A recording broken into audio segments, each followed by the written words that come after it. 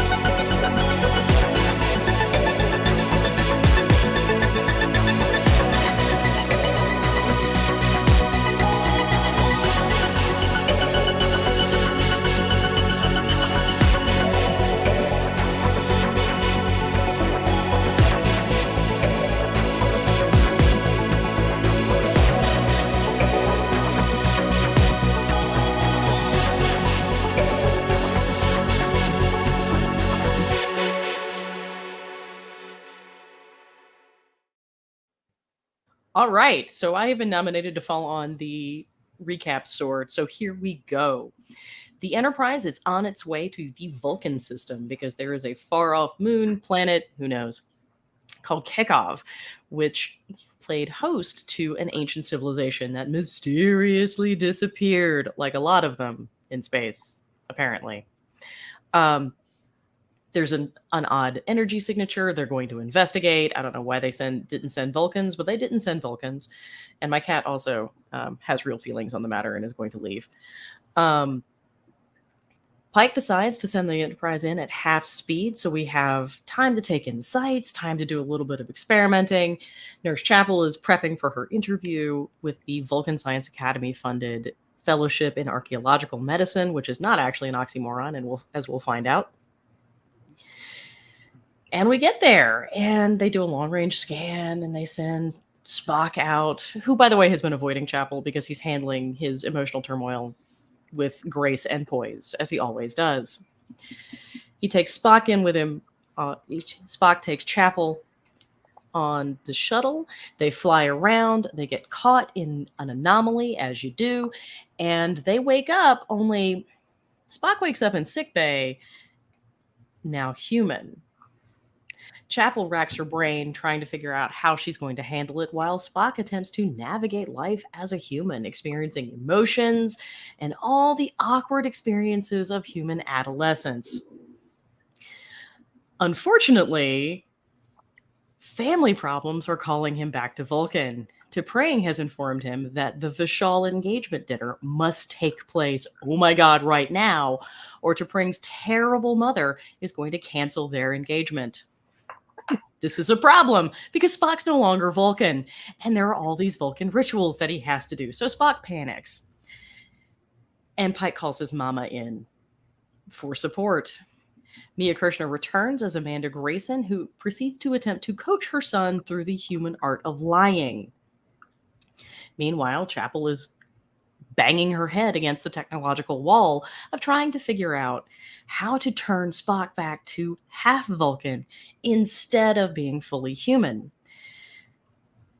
The ultimate solution to this is that she has to go and ask the people who fixed Spock by making him one thing or the other. And to do that, she has to convince Ortegas and Uhura to go with her on the shuttle back to the anomaly into interdimensional space to talk to the Kekovians, who are in fact the missing ancient race, who proceed to embarrass Chapel by asking her to define her relationship with Spock, which was great. Meanwhile, Spock is attempting to be as Vulcan as possible in a human body.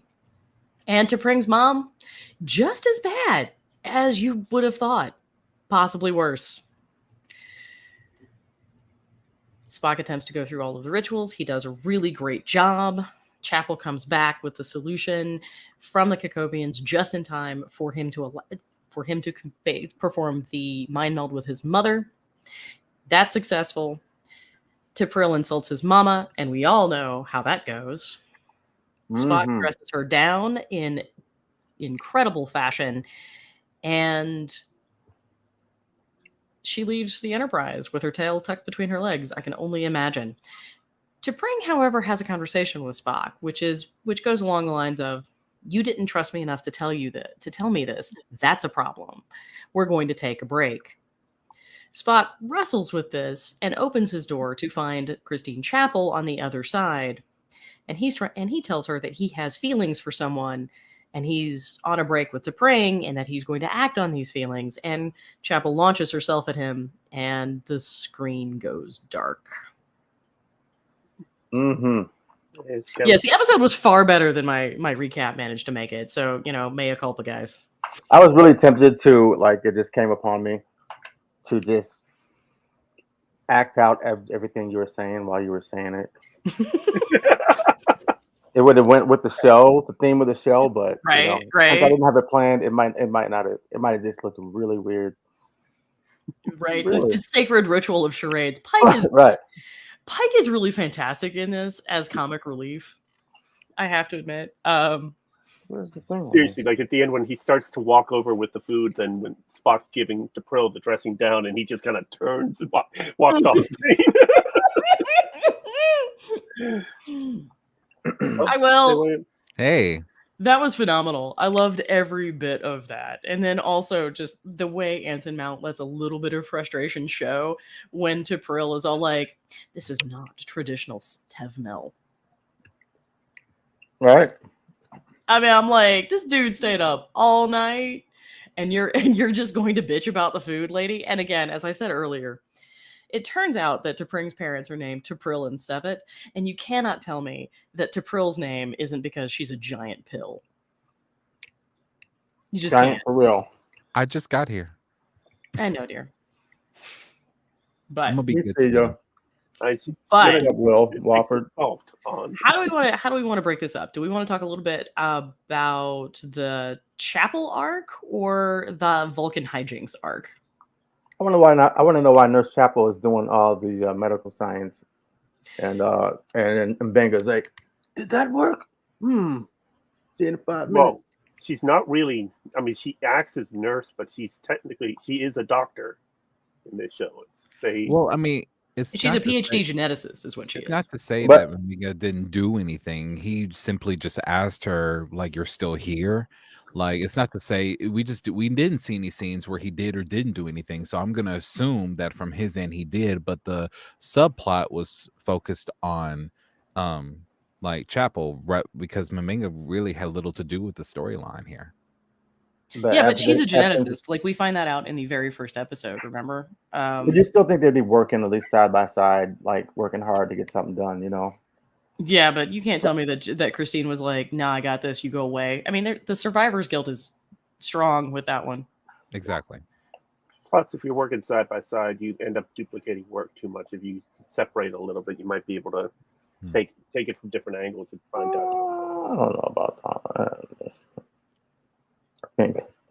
But also, I think the Mbenga has a remarkably developed sense of self-preservation, and was just like, "I am not getting in the middle of that. I'm gonna get stabbed, and frankly, I don't have the dermal regenerator for it." So, because it's the whole ship is pretty much seeing what we're seeing, right? It's we're seeing that not only is Spock engaged, and now he has an engagement dinner. Everyone and their mama knows that he's in love with Chapel. Now they're being respectful, and they're not, and neither of them until this moment are acting on it. But it's there's more. You think there's stuff going, just Spock's fiance said, "Yeah, there's a lot that happened on Vulcan that you don't know about." What hell? There's a lot on Enterprise that went on that you don't know about. Well, one thing happens in the captain's quarters. One thing is, not everybody knows that apparently La'an has no clue that there is anything going on between Spock and Chapel. I'm looking at her face, and I'm going like, "Girl, you done time traveled to hell and back, and you just now finding out." What kind of security chief are you? You should know all the in La'an's defense, she's had some shit going on, people. Yeah. Come on.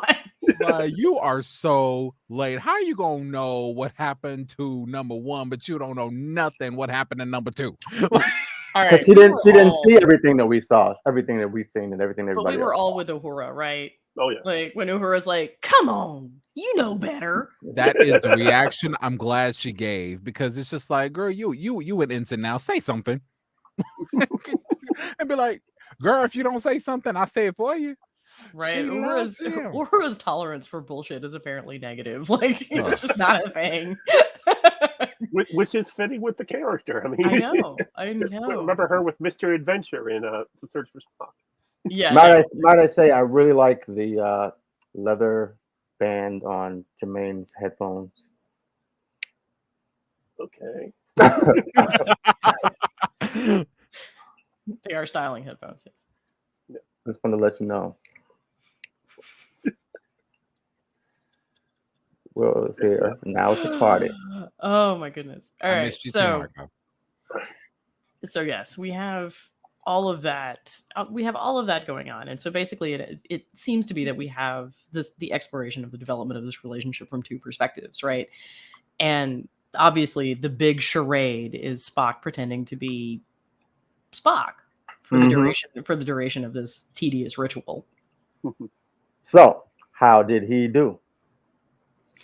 Well, T'Pring seemed to find him adequate. Which is excellent for a human then. Like, jokes Right. on you. Jokes on Right. you. Heifer. I'm human. Right. Despite his handicap. Right. I'm Yeah, like, that- I've seen this movie somewhere. Where? I'm not The going. moment when he lie rips to you. off the ears, though, fantastic. I would have been like, despite your handicap, arrogance, bitch. I mean, because it's just like with the whole throughout the whole episode, you cannot tell me that at least one time you weren't like, bitch.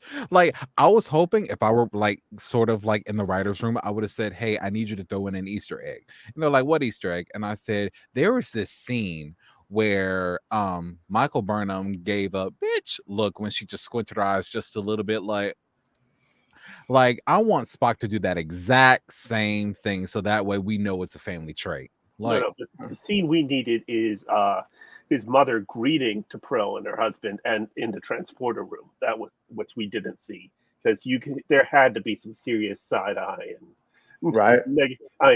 Your transporter took 0.5 seconds longer than I expected. Right. Right. It must be Yeah, this I- human. It I'd must have be been this. petty. I'd have left you human. in the buffer. You'd have not known any time went by. I'd have Right. left your ass right there.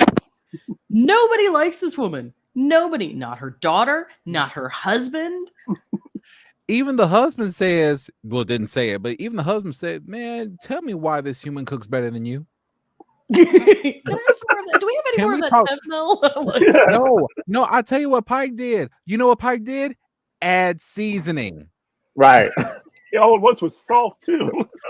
Oh, He was like that guy on Voyager, who he was like an ambassador, and they were supposed to show him like a decent time, but he just went around like drinking and like eating everything and being like a hedonist the entire time. That was her there were husband. a pair of them.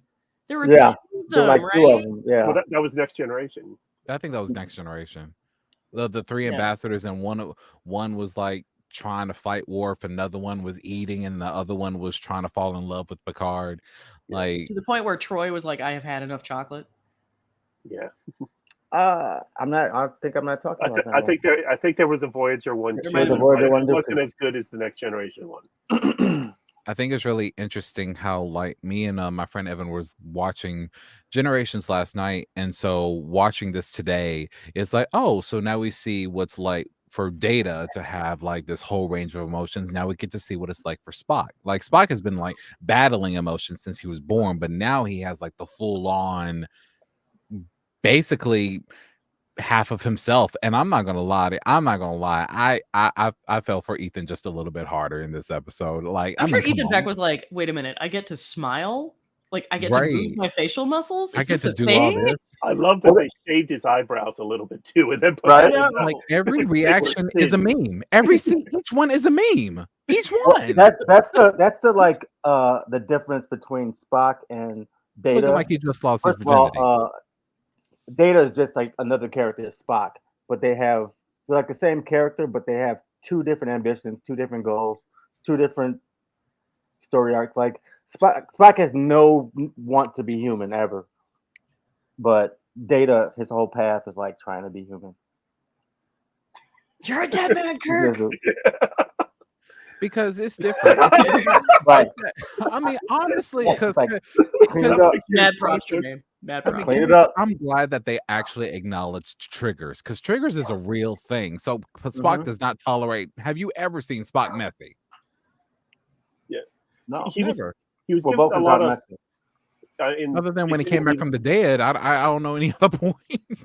He was giving a lot of Tuvok vibes in the beginning, especially Well, when he at the cleaned up beginning, after because Kirk. what Tuvok was dealing with was the full range of Vulcan emotions. Spock here was 100% human, which is still like a lot for him to handle, but not as violent as Vulcan emotions, if that makes any sense. Really? Because I mean, I fully believe he was going to kill Kirk. Well, I mean, yeah, but he wasn't going to rip his head off. But I'm pretty sure he was going to like at least stun him. I mean, not for lack of trying. No, he might at least gave him one to the face real quick. Like, yeah, there was some throwing of hands that was about to happen. Like, he's just like, clean up your mess. Like, clean up. And here's the thing. Notice that he didn't really get in trouble for that. They really were just holding him back, because it's like, Spock's not wrong. Like, every meeting you leave a mess. He cleaned up after you every meeting. Like read the room, Sam. Read the room. You're the only one with a bagel. Like, chill. The one cameo appearance where you get to make back after what? Half a season is you leave a dirty mess. Like, clean up. Like, I don't know about that one. I think it was a funny moment, and I think that's what it was supposed to be, a funny moment. I do think that La'an said it best. It's all about impulse control. Now, clearly Spock was, he had the emotions of a teenager. I get it. And so that is why they gave him grace. But that was an overreaction on the part. Right, but how many times? Absolutely. How many times have you ever just like knocking the shit out of somebody, but you don't, because after you cleaned up after them, you grew up learning how to deal with your impulses, and I mean not only violent impulses, but just all around impulses. I don't know. I think that was just I agree with Jermaine. I think that was a moment of hijinks, because it was just ridiculous, and frankly, I think it was a little out of character, even for human Spock. Because because things that humans do get on Vulcan's fucking nerves all the time, and they just learn to deal with it because they learn to deal with humans. But like the smell. Apparently, we stink. That's bad as Klingons smell. Several times they've said that. That's a callback to Enterprise. I completely forgot about that, to be honest. Like, I've always known Klingons stank to us, but I didn't know we stank to Vulcan. I was a little horrified when Sevet just picked up the Tevmel with his hands. Oh. Yeah, because T'Pol would have been furious. Yeah. Well, T'Pol would never have touched bacon either, so. I mean, valid. But also, we were also all Spock in that moment. Let's be real. Yeah. I was like, go ahead, eat it, man. Eat it. But before we get too far into it, I do want to talk about what I think is actually the saddest moment in the episode. Because if I stick it in the middle, we have time to like come back on a better moment. Okay. And that is when Amanda looks at Spock and says, "As a human living on Vulcan, I have learned to conceal my pain." Or to suppress my pain. That's got to speak to every mother around the globe. Well, this was a fantastic Amanda episode. It really was. It really absolutely was. And it kind of showcases not only everything that she sacrificed to do it, but why she chose to sacrifice it and to sacrifice what she does. And also just how freaking clever she is. Mm-hmm. Like she's like, all right, we're going to roll with this. Yeah. All right. We're going to make this work, and that's what we're going to do. And she's going to come up with a way to make it happen. She would have to suppress all that. And she's smart enough to know that. I mean, she wouldn't have lasted long at all in that marriage or on that planet if she did not. They'd be like, she got to go, bro. Yeah, but that's a really big choice and a really big. It's like telling me, if you want to be with me, you can never be yourself. Yeah.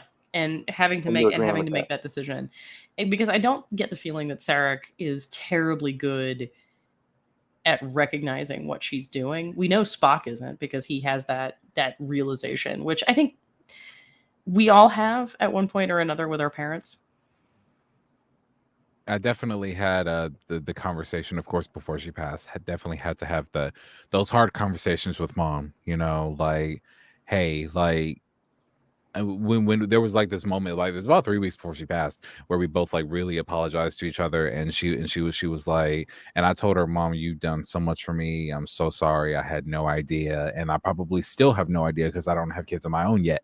And of course, you never truly know until like you have kids of your own, like, to feel exactly what I'll never know what a mother feels, but like how as a parent in general, I probably won't get that until I have a kid of my own.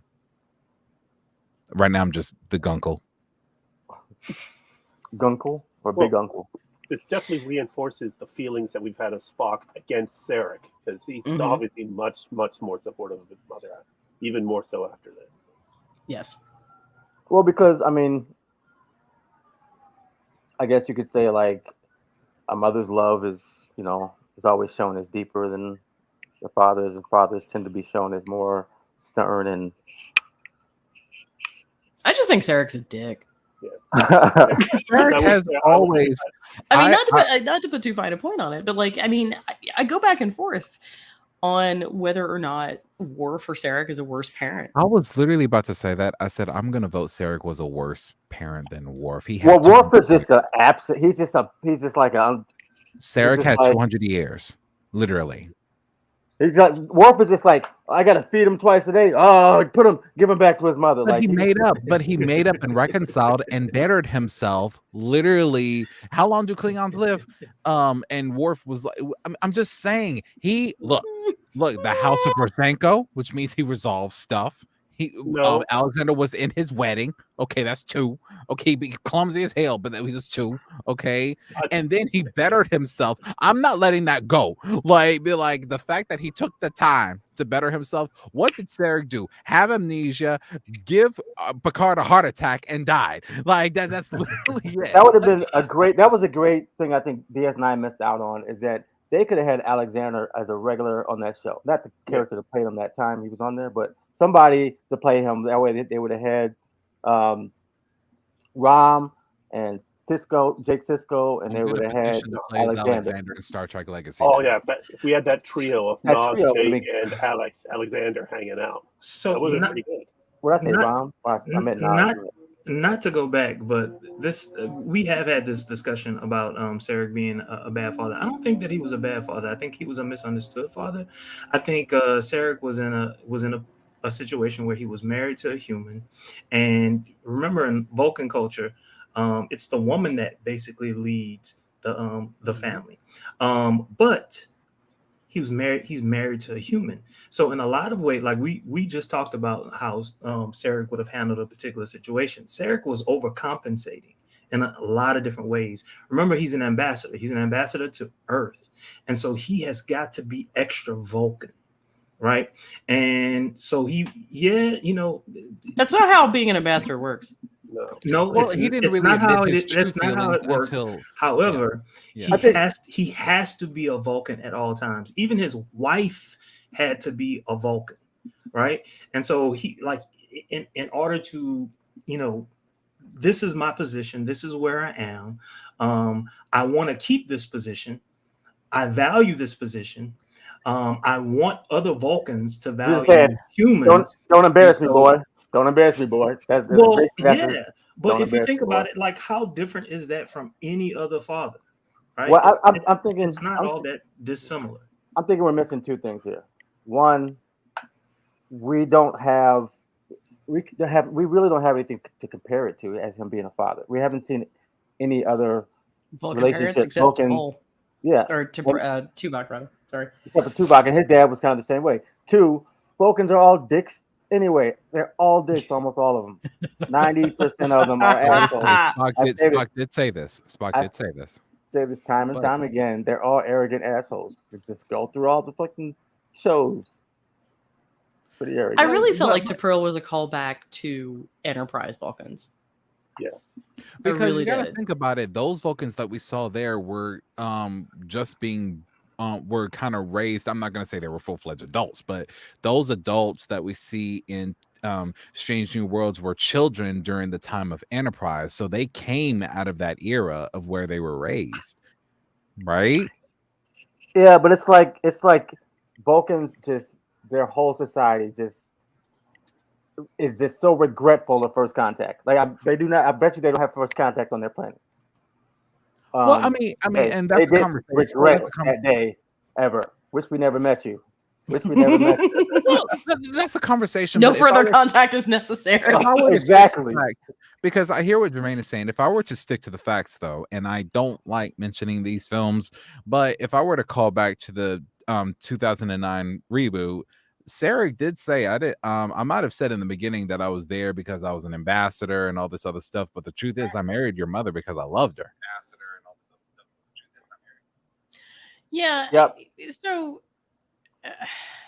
Right? everything we've seen of Sarek has been Sarek making poorly thought out choices, right? We have that whole conversation where he basically hamstrings Michael's ability to move forward because he wants Spock to do something without recognizing that Spock is his own person and has his own desires, right? It's Sarah. I mean, I to give him the benefit of the doubt. How is that different from most fathers? Because Sarek is refusing. I mean, Sarek's refusing to interact with his children as if they're people. He's also refusing to. He is dictating to his children as if they are extensions of himself, and that he can make those demands. Right? He's not understanding that they have their own goals, they have their own situations, and they have their own struggles. The history of humankind would not agree that what you're saying is okay or right. I think the history of man would say that, hey, I'm the man. We're your parents. You're gonna do as we say. I feel like most.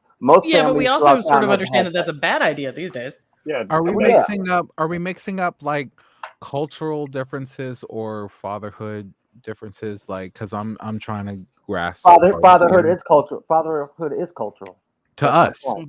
It's cultural to everybody. Every culture has a different idea of what a father is or does. Because I'll be honest, I completely forgot why Sarek distanced himself from Spock. I actually forgot. What was the reason again? He went to Starfleet. He was never happy about that. Yeah, we remember he wanted him to go to the science, the Vulcan Science Academy. So let me get this right. Yeah, so he pushed Michael aside. Help me here. So he ghosted himself from Spock, but had no problem Lightyear mind melding himself to Michael. Because this is the thing. Like, I think by that point he realized his error, right? With both of them, especially it was his deathbed. It literally was his deathbed. So that's what people do on their deathbed. They go say, "I'm sorry." He got to be able to.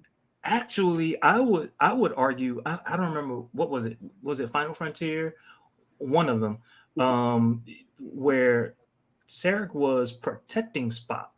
He was doing his level best to protect Spock. I think that was the beginning of Final Frontier when I think Sarek acted as their attorney or lawyer, so to speak. No. Yeah, this is Star Trek 4.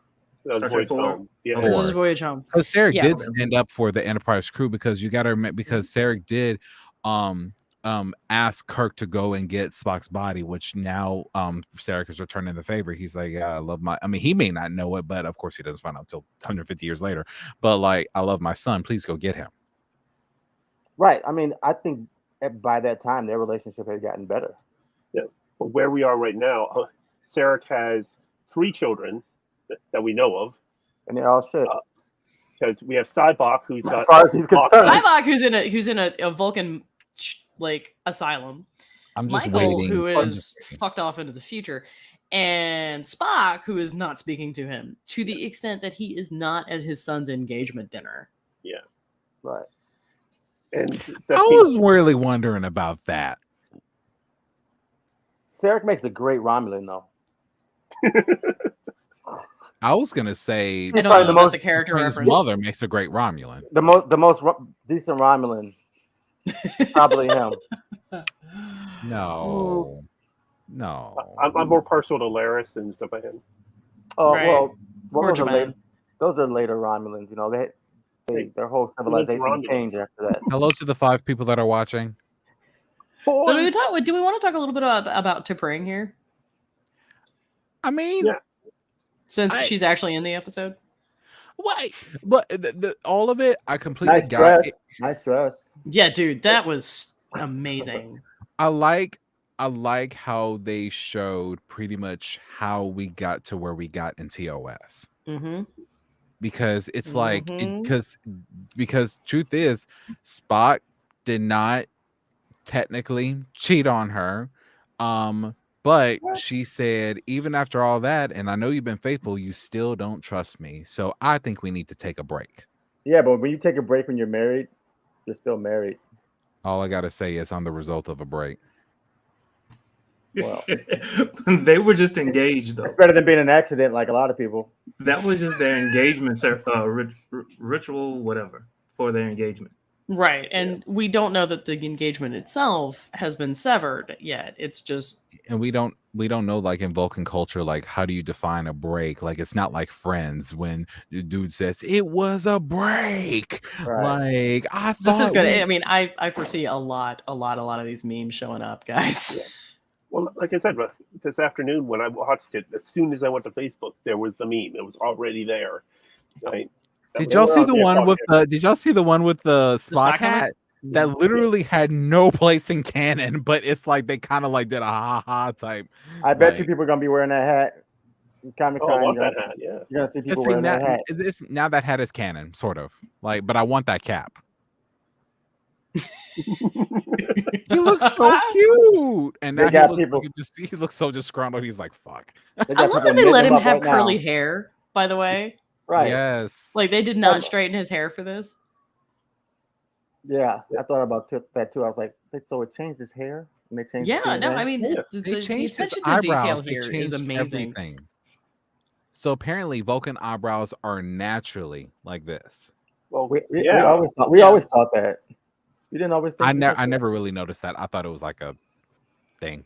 What? Like a. How can you not notice that? They have like 3 things that stand out. I know, but I thought it was like a cosmetic thing. I thought they just did that like on purpose. Like, I mean, on that side, I've always thought the haircut was a perfect thing. Not a cosmetic thing that they chose to do, which is the most logical haircut. See, you place the bowl and then you. It's logical because it takes a very little time. Exactly. No, logical would just be let it grow and pick it out. Oh, they probably don't get froze. They cultural difference. I mean, Tuvok, man. Yeah. Yeah, Tuvok. Yeah. We've seen different hairstyles through our Vulcan culture, but typically, yes, you get the bowl cut.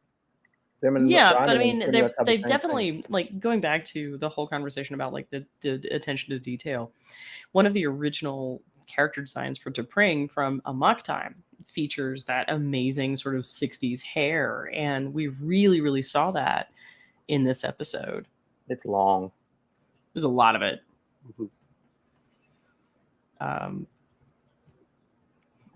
And I don't know, like, I hated it so much for T'Pring too, right? Like, I really did, because she's right. Yeah, she's 100% right. And that's what I wanted to say. It's just that, like, girl. No, that's me. Someone's setting something on fire out here. Oh, okay. I was like, girl, you not wrong. You definitely not wrong. I can't say nothing. And I'm mad that I can't say nothing because she's absolutely right. She said, after all we've been through, we share conscious fucking switched bodies. And you still don't trust me. And I'm like, you know, that's her fault. That's her fault. How is that how? How is that her fault? No, it's your Jason, fault. I feel like you're baiting us. No, it's because. Well, see what his name is. I've had sort of this conversation at a time with somebody, and I was like, do you make someone want to not lie to you? Do you invite them?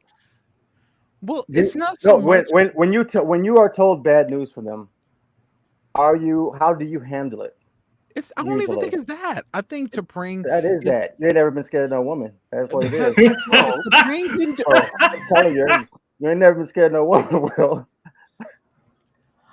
Yeah, but Just like because I T'Pring have a has natural You're right. immunity, okay? Babe, did you do this? Nope. naturally See a you tomorrow. natural immunity. Just because I have a natural immunity that I managed to suppress my emotions against women does not mean that I was not raised by them, okay?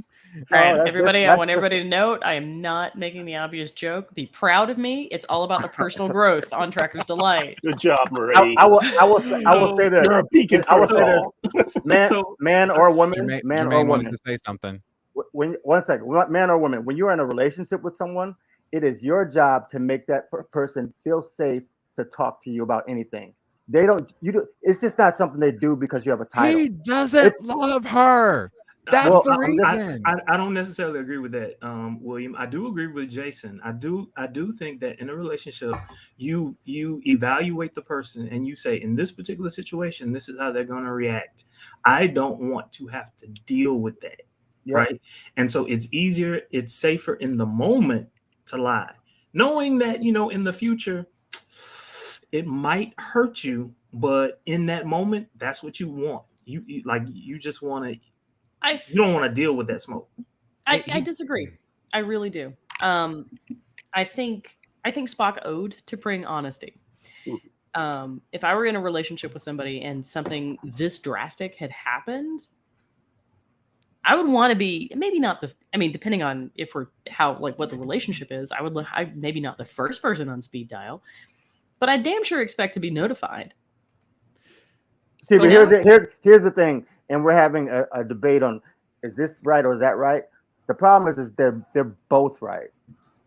Right? Both people have the responsibility on both sides of the relationship for both of those things to make But someone I'm trying to safe, figure give out somebody a safe where place to is talk to you. And T'Pring wrong in this. That's what I'm trying to figure out. I don't think I that think she she's is. wrong. It's not She's wrong. not. That's her decision. She's not wrong. not. So how could I say that, or how could I agree? And because this is a healthy debate, how could I wholeheartedly agree that T'Pring did not make Spock feel safe enough to be honest with her when she didn't do anything wrong? That's why my personal view is the feelings that he but has he's not even is doing not. it though. Like he's not doing it to make her feel. I mean, he's not. Right, He's not doing that because he doesn't. He's doing it because he's more doing scared. his heart's in the right place, but his brain isn't online. Because what he wants to do is he wants to spare her more pain. He wants to spare her the more pain. He wants to spare her having to deal with this, and that's not fair to her because she should be the one who gets to decide how to handle that. Right. I do agree with you there, Marie. I think in that particular moment, I think what he was sensing from her was, number one, you're afraid of your mom. Everybody knows it, and because you're afraid of your mom, I don't want this to be a situation where you're covering up for me, and the major source of the issue between the two of us is my humanity, and it's two issues that have now compounded themselves, and he definitely doesn't want to hurt her, and he knows that this particular situation might hurt her, and so it's easier for him to in that moment tell the lie in that moment. Right, and like you said, it isn't more about lying to her, but it's also more about keeping it from her mother. Like, and that's just a closer step of it going to her mother. Like he didn't want to tell his mother. He wouldn't have told his mother either. He wasn't trying to tell anybody really. He wasn't trying to. Right. He was trying to hide. But the problem is like T'Pring is saying, look, I've done all that I can, or all that I can figure out how to do to be a partner to you, and you're still not letting me be that partner. And that's not fair to me. And that's a really fair cop. Given the perspective she's in, that I support that statement 100%. I'm still trying to like see it, and maybe it's a perspective type thing, because it's like I don't get the full picture, but it's like I mean, love. You don't love someone the same or more or less. You love someone differently, and the love that he has for Chapel is very different than the one he has for T'Pring. Therefore, he's going to make different choices, right? I don't even know that he loves Chapel. I think he has love love for Chapel. Yeah, I don't know. Maybe the I way think there's a deep shields around her. respect. I think Spock was still wrong for making it with Chapel. However the story goes, I think he was still wrong for that. In Vulcan culture, taking a break means you can say have a you can say relationship. taking. You don't know that. You can say taking a break. I'm I not. don't That know. was like- I don't that know. was like the Like same I day. don't They know. didn't I don't even know have what time it to- is about Vulcan culture. Like I don't have any idea. We don't actually know what Vulcan culture says about this. But I think this is a terrible idea for a number of reasons. I think it's a terrible idea because Spock has got all this complicated emotional stuff that he's got to work through vis-a-vis T'Pring. He's got a whole lot of complicated emotional stuff that he's got to work through vis-a-vis his own humanity and, you know, the realizations that he's had with respect to his mother and Vulcan culture and that kind of thing. He's going to have to sit with that for a little bit. And I think it's a really bad idea for him to jump into something with someone else coming off of this. I think it's just bad all around for his And I think it's character. bad for I think it's bad for Chapel too, Oh, it's because I definitely mean, bad for Chapel. yeah, because she really does love him. I think. Yes. There's got to be love in this. I there's think she gotta be. really, really loves him, and I don't think he's there. And I think if she were, and I think it's a much better idea for her to be like, look, why don't we take this slow? Why don't we maybe not jump into bed, no matter how hot it would be? Well, I think she was probably looking forward to leaving the ship to not have to deal with that tension, and then all of a sudden she didn't get chosen, and it's kind of like Yeah, that was after probably the a little worst interview ever. worse. Also, than ever, mad props to Chapel for having her live long and prosper moment. Yes. right? Mad props. She did and I that. love you will get to read my paper when it comes out later this year. Period. I'll just say this: if you were, in my opinion, if you are married and your wife says, "I think we need a break," and walks out the door, that in no way means that you are going to go sleep with, need Except to go they're not hook up with married. somebody. No, him and T'Pring are married. They are not I don't know. married. No, they're not. They're engaged. They're not Oh married. yeah, okay, engaged, even engaged. I mean, Even it's engaged. still not a you good can't look. go back. No, I Still didn't not go. a good but look. Yeah, no. Even engaged is still a promise. You know. Now this yeah, this is that's this I awesome. agree with, and I have to admit, in light of the disaster that is my life, like that I found really, really problematic. Yeah, it was too And quick. this episode, as I a did result, too. doesn't sit well with me. I mean, okay, will it sit? Does it sit well with us for like morally reasons? No, but it just lets us know that Spock is human, just like the rest Yeah, of us. I do want to say this. You're right, William. You're right. I like the fact that we are getting to watch Spock make a bad decision. Because that's a huge jump for Strange New Worlds, right? Because Spock has been this paragon cult character for a minute. And here we are. We're getting to see a young Spock do something real dumb. It's like we would rather support him stealing the Enterprise for Pike than to be absolutely. infidicious, if that's a word, in his relationship. See, Nope, but I'm entertained by it. Hey, look at those old panels on the wall. Yes, I made up a word, infidicious. Those old like the. I'm gonna look that up and see if that's a word. it is not. It is not. It is not. Are you sure? Says I mean, the it might librarian. be now. Listen to him.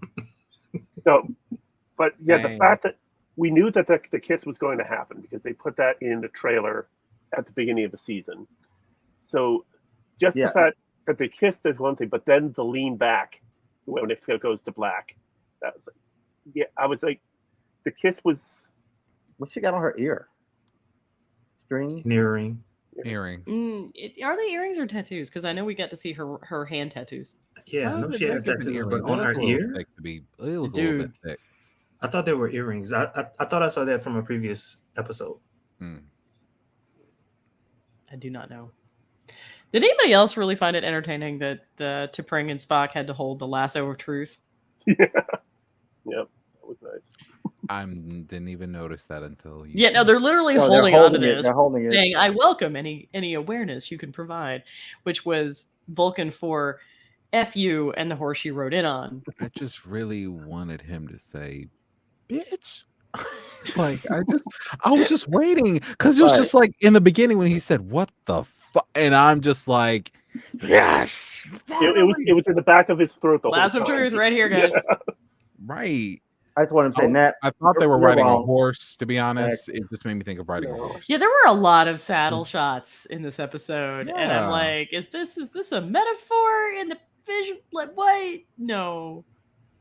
At first, I And thought we he have was all been happy there, in the Spock. in the trailer. It made it in the trailer. It looked like he was happy in this, like yeah. When really he was pissed. Like I'm ready to.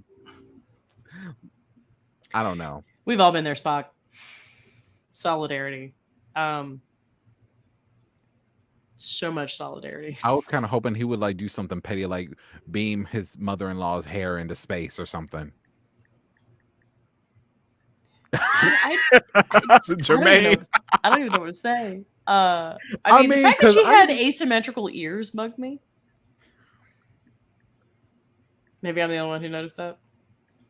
I don't pay attention to their ears. There I'm was trying one to find a episode- picture of her right now. I can't find it. There was one ear episode where I really liked the dad. The dad's cool. I could have a drink with him. Except the dad is refusing to stand up for anything. I mean, he's just going along with And this termagant of a Did wife, and anyone it's just else like, no. notice the slight emotions that the dad gave? Like I Yes. could have Yep. I saw him Yeah, smile. yeah. Yeah, he did. Constantly. He constantly smiled and smirked. But you know, would it be logical for him to say anything? It's probably not his place.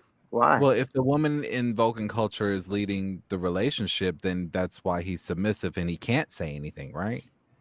I don't think maybe he can, but I don't think he's. I don't know. even- Like, I just sit here and I keep wondering, how is bigotry logical? It's not, but it's just like we know it's not logical, but to them it's like normal, right? Yeah, that's how big. There are a whole host of things that I could say here that, I'm not. But they've always been bigots. This is not new. Vulcans Yeah. have been- That doesn't make it right. You're To right. them it does. Right. to them it does. Okay, let me Right. ask this question. Does To them, it's not perfectly logical. okay.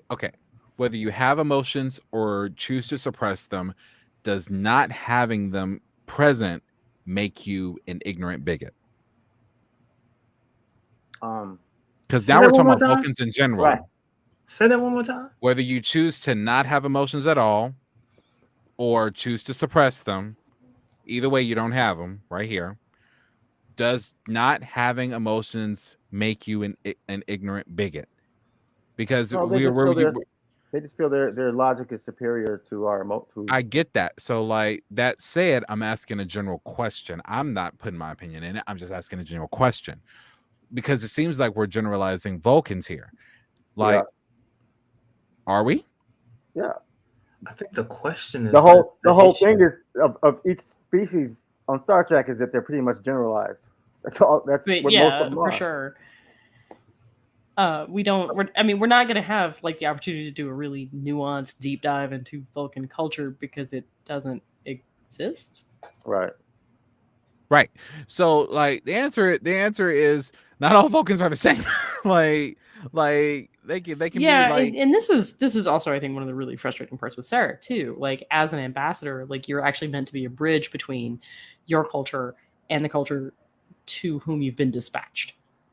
Right. And your job is basically to ferry messages back and forth between the two governments and to perform negotiations. And one of the ways you do that is you participate in cultural exchange activities.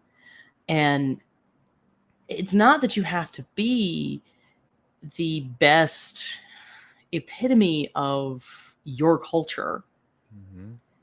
Mhm. It's actually your ability to understand and represent your culture to someone else, which is a very different skill set. It's your ability to communicate with them. Yes. And so communication is very important to Vulcans. Like, I mean, we do remember that IDIC is at the core of their beliefs, and that's been true since TOS. It is, but we don't always see representation of that. For instance, T'Pring's mom was downing Spock for a lot. Absolutely, right? Like, I mean, she's literally. And as a result, Vulcans don't. It's not always just about communication. It's about who and what you represent. It's how you step into a room. Do you have too much emotion? Well, And It's not even that though. Like, I think where T'Pril was going on this is she was going to racial impurity.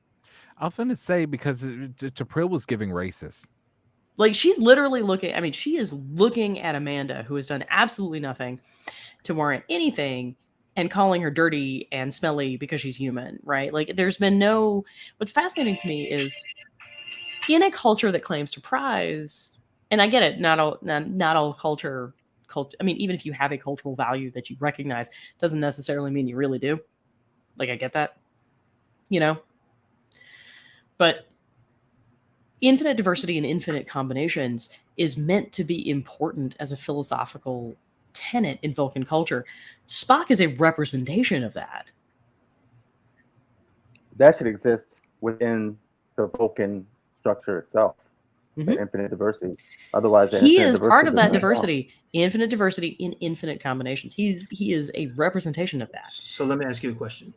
Why is it that we don't see more Vulcans that are half Vulcan, half Klingon, half Andorian, half this? First of all, Klingons, you'd be hard pressed to find. Maybe later on in Picard's age, but before that, you'd be hard pressed to find a Vulcan and a Klingon get together. Like, that just won't even. So there's but I mean, we definitely have. I understand what you're saying, but my point is that yes, that might be true, infinite diversity and infinite combinations. However, what I'm attempting to say is that the Vulcan culture, that might be a philosophy of theirs, but to accept it and to believe it and to live it are very different. I don't necessarily think that the Vulcan culture has lived it. And I am not arguing.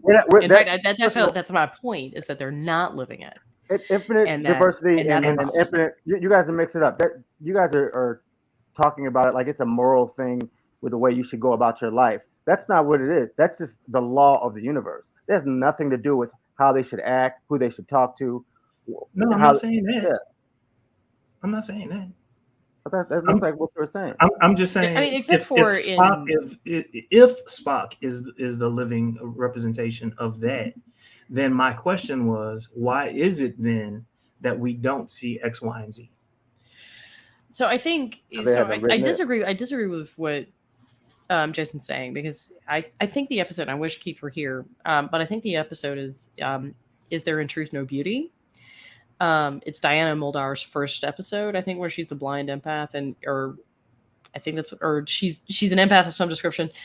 And no, it's not that one, but it is a Diana Muldaur episode in the original series, and it's the one where Spock wears the Idic pendant, and he makes the comment that he wears it because it's the highest aspiration. I mean, it's something to the effect of, it's the highest aspiration, right? Like, I'm doing this to honor you. Right, because this is a significant portion of my culture.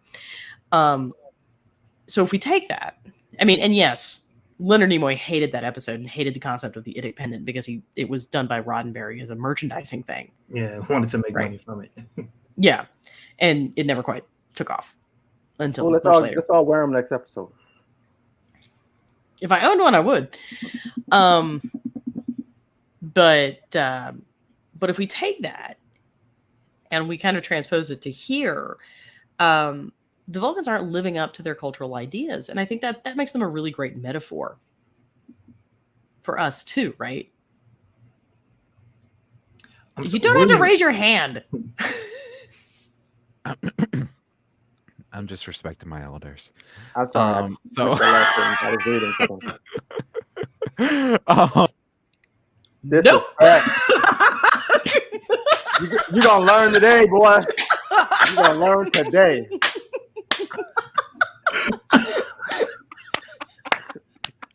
Yes, I knew that was coming. I said 5, 4, 3. No, but I kind of like made an observation, and it's just I'm kind of like putting it into perspective. So to everyone's point that I'm going to try and combine into one phrase, Vulcans can be asshats. We know this. But Spock noticed 4 years of Enterprise. Yes, we know. Right.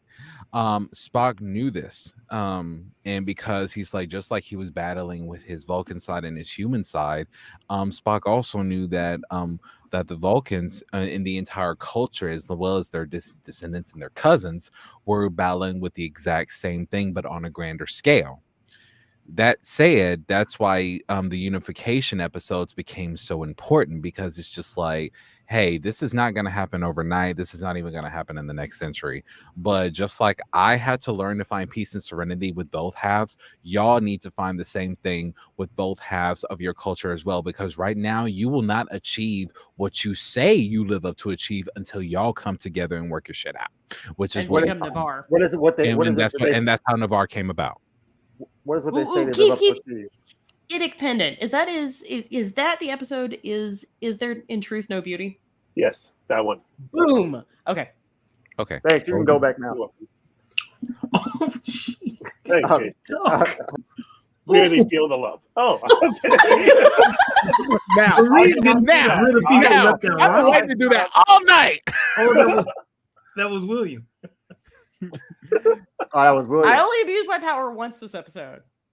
Oh, so the higher hierarchy. Everybody with the power is on top. of Got course. it.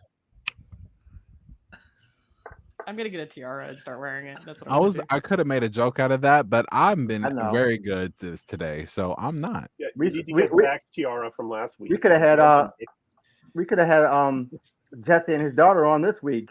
I know. Oh my gosh. I thought about Jesse because because I pretty was clean watching this today. episode, I remembered the whole conversation of like, what do you call someone who has feelings for somebody who isn't available and doesn't Oh, yeah. act on them? And Jesse was like, an adult. And I was like, this is an adulting fail. That's why I thought about William this episode, because he was just like, I felt like he really wanted it to happen. That last episode, like he was just waiting. Not the last one, three episodes ago.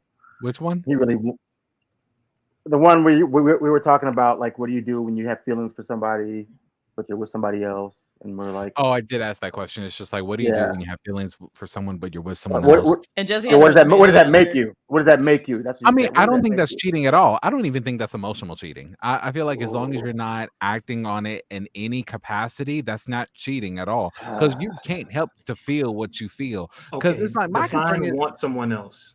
huh? Right. Did you mean sexually or did you mean All emotionally? together, the whole 9 yards. Yeah, because That's Chapel is cheating. very clear. Like, not only does she want that Ethan Peck body, she also wants like the Spock person. She wants to be. I mean, because you're gonna want somebody else your whole life. You're always gonna be attracted to somebody else for some reason or another. That's just gonna happen your entire life. Yes, but there's, that's what there's I'm a whole saying. different level of giving yourself, He's grounded for Peck. giving like emotionally giving yourself to someone, or emotionally, physically giving yourself to someone. Physically giving yourself. That's a different thing of giving yourself to someone than it is to being attracted or wanting something from them. Because you're always gonna be attracted to somebody. If that's the case, Oh my god. don't ever get married.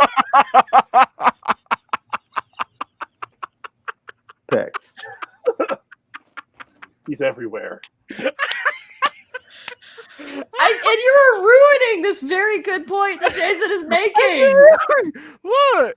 I'm just saying, like, I might hit up. Jason Ethan, has you know? deep What- insights on this whole like emotional versus physical thing. I And the made dichotomy whatever. thereof.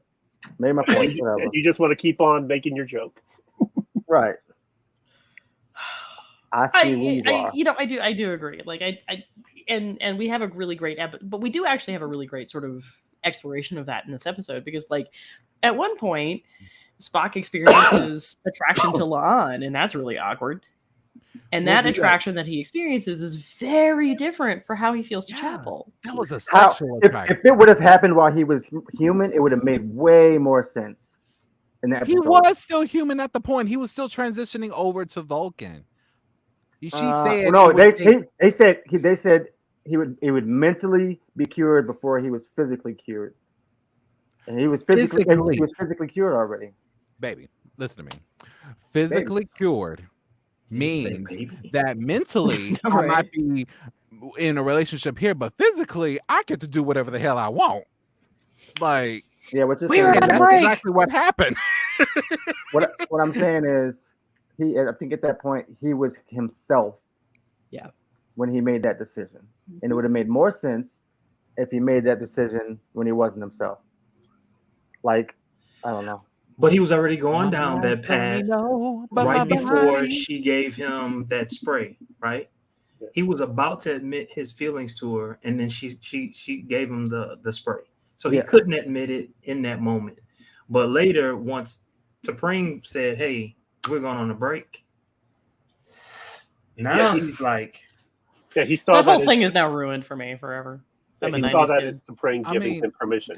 And I understand to Marie's point early on that Spock is seen as like this Trek paragon that transcends both universes and whatnot. But it's almost like, and to her second point, it's almost reassuring to know that a young Spock can make mistakes. You know, like, You know what? But I guess I don't like. everybody can make mistakes. I guess I like characters to be who they are. I do like every once in a while, like an episode like this is kind of cool to see every once in a while where Spock breaks character. It's good to see every once in a while. When he did it in TOS on that one episode when he thought he killed Jim and he smiled that one time was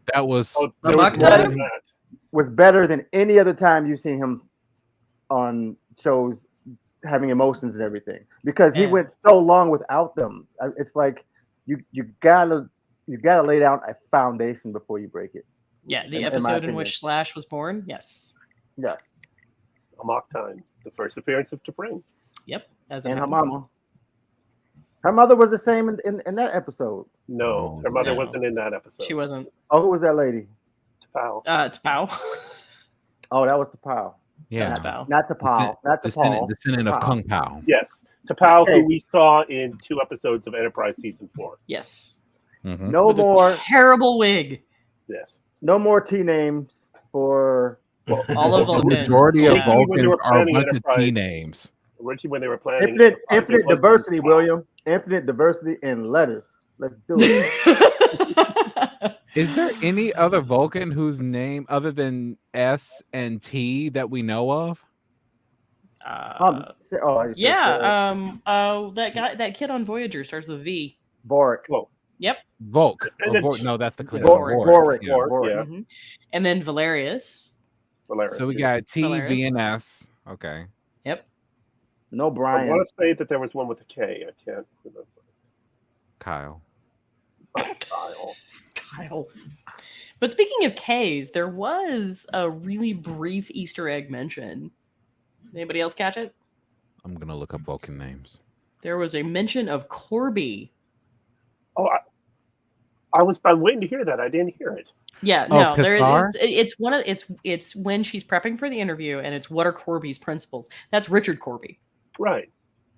And they had asked her, she did an interview between seasons and asked, will we see her with Richard Corby at some point? And she said, yes, we're moving towards that. So with which characters? Chapel actually gets engaged to a man named Richard Corby. No. I mean, on the show, today's show. This was Mabenga, I believe, that she was drilling at that point. Oh, okay. I didn't catch that one. Well, it was nice seeing her drill with several people. Yes. And nice seeing that it's her and Uhura are the sparring partners, because we know Lon and Mabenga line up. So it's seeing how they don't have a holodeck, so that's what they do. Right. I'm glad they care about each other. That was really sweet, because it's like they knew that she might be gone for 2 months and they still wanted to help her along her way. That's so sweet. I just thought that was sweet. Well, I'm actually surprised Michael isn't here right now. There's a murderer out there named Michael Burnham, and I was like, what? But it's Burnham. Like a guy on the loose. Folks. All right, yes, really. I think we've come to the end. Thank you all so very much for joining us. Any parting words? Anything that we want to say before we go? Oh, did I mention this guy? There was a murderer named Michael Burnham. Yeah, I think you did.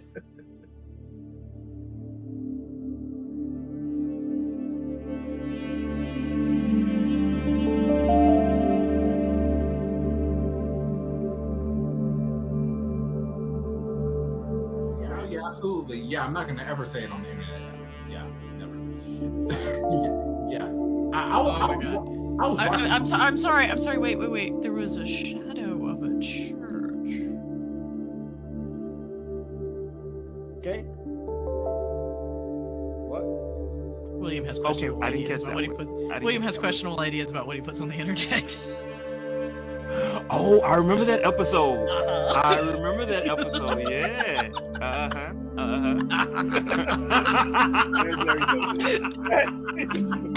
Wait, what? Wait.